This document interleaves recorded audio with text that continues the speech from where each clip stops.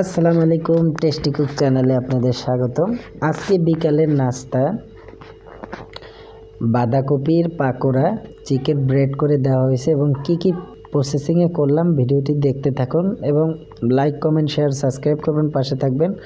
বাসায় যদি এরকম পাকোড়া বিকেল টাইমে বানিয়ে খাওয়া হয় আমার মনে হয় ভালোই লাগবে এবং যারা আসলে একটু ভিন্ন ভিন্ন স্বাদের খাবার পছন্দ করেন তারা এই খাবারটি ট্রাই করতে পারেন। আমার মনে হয় খুবই ভালো লাগবে এবং লাইক কমেন্ট শেয়ার সাবস্ক্রাইব করবেন, পাশে থাকবেন। অসংখ্য ধন্যবাদ। আসসালামু আলাইকুম।